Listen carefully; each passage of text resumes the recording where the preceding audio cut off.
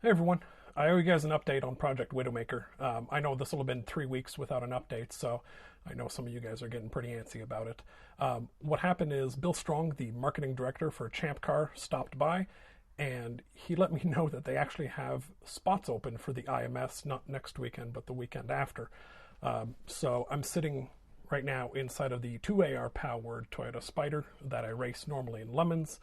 I had to make a couple changes so that it's legal for Champ Car. And one of the things, since we're racing IMS, we're actually going to be using fifth gear. Right now, fourth gear tops out at 118 miles an hour on this car. And we're probably going to be hitting at least 120. Now, 2 miles an hour is not that big of a deal, but optimal power actually drops off at about 105. So I don't want to spend 15 to 20 miles an hour climbing on speed with less power than it needs to. And there's a couple things I needed to do. Some of them were for tech, and some of them were because of that fifth gear. So I made this thing here, and I wasn't planning on videoing it, so there's no build video or anything, but I'm so happy with how it came out. So this is an anti-money shift device, and let me show you guys how it works. So what we got here, standard MR2 Spider shift tower. Notice the 6-speed pattern on here. This is just out of a Camry, but and that's what's actually in the transmission. So reverse, first, second, whatnot. So the money shift concern is you're coming off of the high-speed straight, and you need to shift from 5 to 4. Well, you know, it's kind of hard to do it if you're actually trying to show off the issue, but it does happen. So what I came up with, got this pin here that sits in the front here. There's a roll pin that holds that whole thing together, and then this thing, and it's pretty neat. So that goes in like this, and then the roll pin here, this pin here is tapered. It's a little bit bigger here, so there's no extra fastening needed. It just kind of goes in like that, and then you kind of just tap it in a little bit, and then it's in solid. So what happens here is you can shift third, fourth, but if you're in fifth and you come down, there's no way to go to second. You're always going to go to fourth. And then if you want to get to those other gears, you lift, and then you can go first, second. But then, because I actually street drive this thing, I thought I'd get a little more clever, and I'm really happy with how this came out. So if you're, say, maneuvering in a parking lot or something, you lift, and then you go to reverse. Well, reverse locks it out. It locks out the lockout. So you can go reverse, first, reverse, to, maneuver in the parking lot, low speeds, no problems. And then when you get, third, fourth, fifth, ta-da, it re-engages your lockout. So when you get into that gear that actually has the possibility for the money shift, it's stopping you from doing it.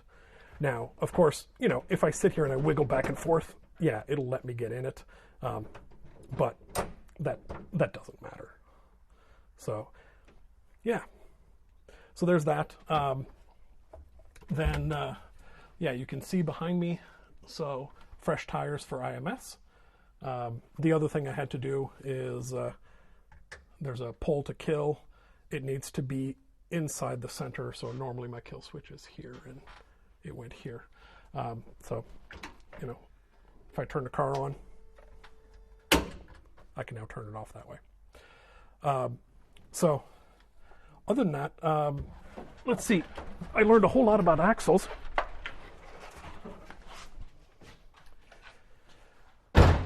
So, every race car ends up having some weak spots, and this race car's weak spots is sitting right here, actually.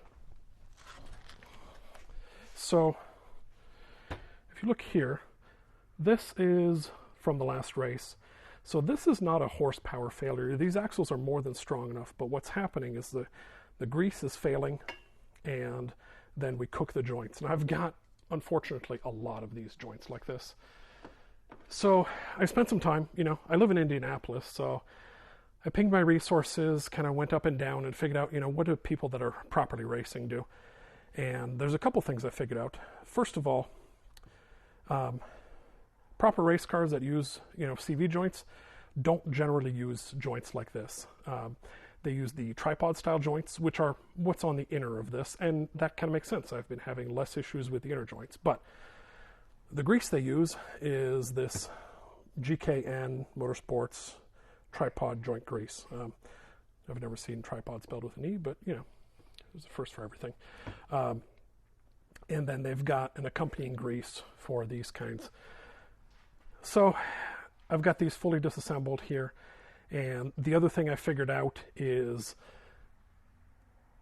when the manufacturer stuffs grease in these joints, they actually put more grease than what you should use for motorsports. What's happening is when you have too much grease in here, it spends horsepower pumping it back and forth, and that builds heat into the joint, which makes the grease fail earlier.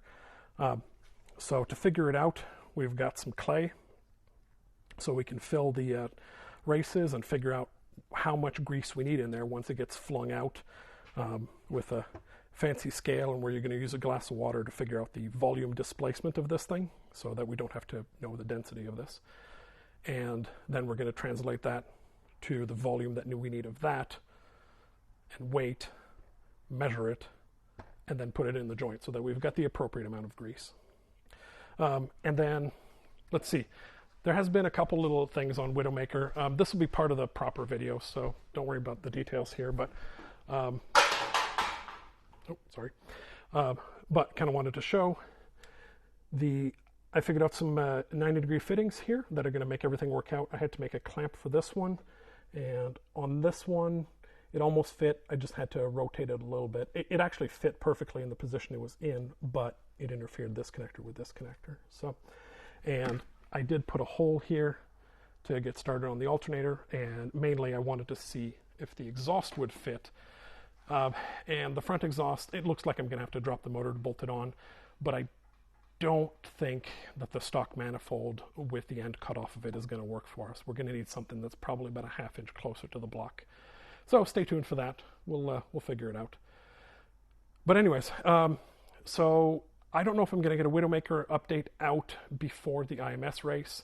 You can blame Bill Strong for it, but honestly, it doesn't matter. I'm going to have an absolute blast. So we'll see you guys as soon as I make the next video. So have a good one. Bye.